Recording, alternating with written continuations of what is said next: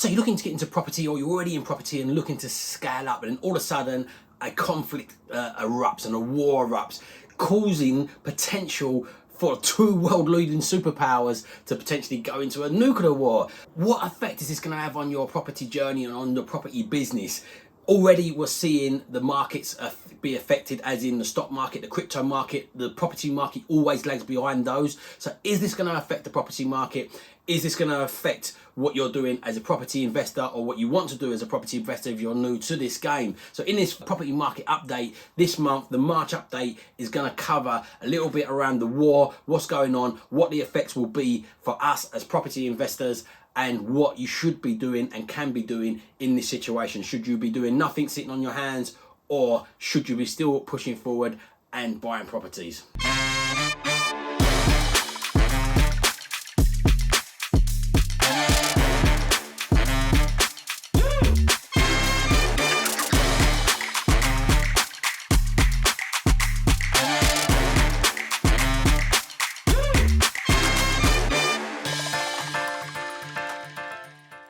So the March property market update is the time when I bring a lot of other influencers in this space, is information. So I watch their content and I'll bring it into one place for you, so we can just save your time and consume it in one place, or check out their videos as well. What I'll do is I'll put some links in below. But people like Rick Gannon, I follow him for the news and keeping up to date with what's going on. People like Mark Homer, people like Ranjan Bhattacharya, I will accumulate their stuff into one place for you. But also check in the comments, I'll put some links into some of their stuff so you can go and check out their views, where I've accumulated some of this information, but I've also accumulated the information from my own thoughts and from my own studies. With world superpowers hovering their fingers over buttons of destruction with nuclear power, one button of destruction, well, not so much destruction, will be just tapping that like button. If you tap that like button, it really helps us out. But let's get into this. So I'm not sure I'm allowed to mention these words, because a lot of people are getting taken down on social media, but you all know there's a major leading superpower that has invaded another country next to it. As a result, lots of other Western countries have put in sanctions in place against this. Then as another result, the leader of that superpower is making sort of underhanded threats. This is already, even when before this conflict broke out officially, the stock market and crypto markets really reacted to that, because when there's uncertainty in markets, investors start pulling away.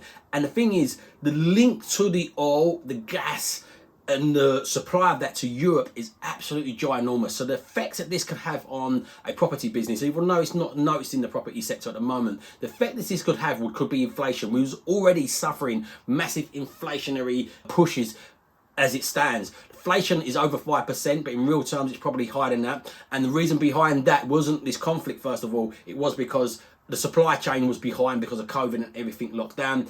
And it was also because of the amount of quantitative easing that the governments have done and pushed that money into the economy, especially at the level of people with all these different loans and schemes. Give people a lot of money to push into the markets.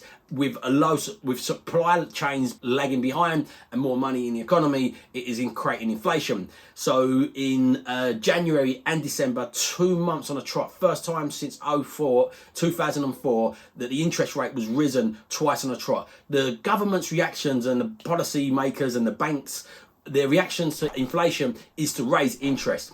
But obviously we teeter on dangerous ground. Obviously the government don't particularly want interest rates to be risen, because they've got massive debts as well, so their interest will go up on their debts. So there's a fine line of slowing this down and then putting the economy into a recession. So the bottom line of this, what effects could this actually have on the property market, and how could it affect the property market? So already, as I said, interest rates have gone up because inflation is going up, so they're trying to curb that. But the real effect on this is already your energy bills was going up anyway, and with this cap being lifted, that was going up. Energy and oil and transportation has a massive effect on inflation, because if the oil if the oil prices go up too much, and if gas prices and energy prices, so you need energy in the factories and the warehouses to produce the goods, if all these prices go up, these prices will get then factored in and passed on to the consumer, which will cause more inflation. The more inflation there is, the more uncertainty is, so all the material prices will go up into the property game,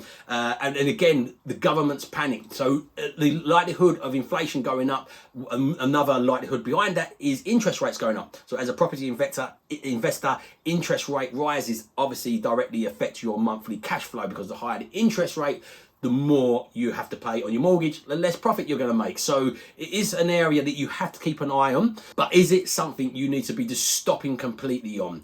Well, in my opinion, absolutely not. And there is certain styles of property that can ride out recessions, interest rate rises, and these ups and downs cyclical markets that we will get in all market turns. There's always events, wars, pandemics. There's something that's going to hit the markets that's going to make the markets react. So it's about building a solid portfolio that's resilient to be able to handle any shocks in the market and asset price fluctuations. So if the prices dip and you go into a variable rate, and the variable rate's even higher because the interest rate's higher because of inflation, you've got to know that this property can survive at that little period and get you at the back end back into a decent profit, or still profit through that period. So really strong assets in this sort of circumstances, or property assets in these circumstances, is high cash flowing but high yielding. So there's a difference between a high cash flow and a high yield. So the difference between a high cash flow and high yield, for example, my property in Southend, the mortgage on that is not far for £500 a month,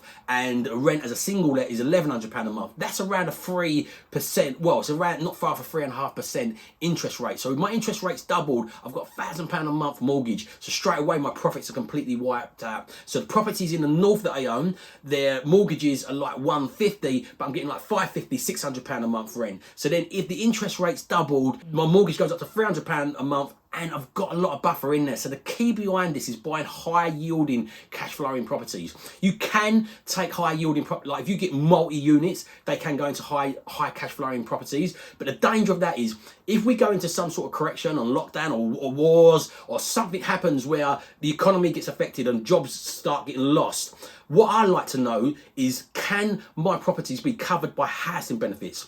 So if I had my property in Southend, the housing benefits on that I believe is around £800 a month, and as I said, the rent's £1,100 a month. If I've got 20 or 30 or 40 or even 100 of these properties where the shortfall per month is around £300, it's going to really destroy me, especially if the interest rates are spiked as well and they've doubled, and I'm paying £900 a month for my mortgage because they're doubled, and I'm now only getting £800 a month as benefits because people have lost their jobs. This is why I like investing in especially family homes, because people are always going to need family homes, and having a strong portfolio of that along the bottom. So if I've got a family home in the north and somebody loses their job, my benefits rates is £500 a month. If I'm renting it for $550, then it's not a long shortfall. Even if it's rented at $600, it's still not a long shortfall. And if you look at the example that I gave you a minute ago, with if interest rates doubled from £150 to £300 a month, even at £500 a month, you still got some margin and coverage in there. You want a strong foundation of these in your portfolio,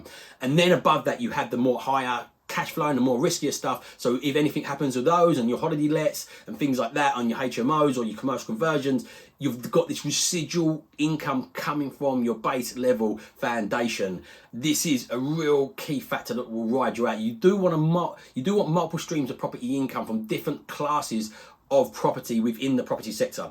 So if you're really going to build up real wealth via property, you want single lets, you want HMOs, service accommodations, commercial conversions, and then potentially developments. But developments at the moment, because of the cost of materials changing and the variability and the time it take you to complete on that, it could really change your numbers. So I would probably, in these sorts of markets, stick to the more safer, quicker stuff to deliver and rent out, and it gives you that downside protection. But the best protection you're ever going to get from property is if you subscribe to this page, if you hit that like button, hit the notification icon, make sure you comment and share this. My wife's live on my terms. My mission is to help as many people live on their terms. So help me share this out and share this message out. But all jokes aside, following this page really helps out the algorithms, really helps out me knowing what you like. Put in the comments if anything you want me to cover. And remember, if you don't evolve your ideas, you're never going to live on your own terms. So evolve your ideas, live on your own terms, and have an amazing day.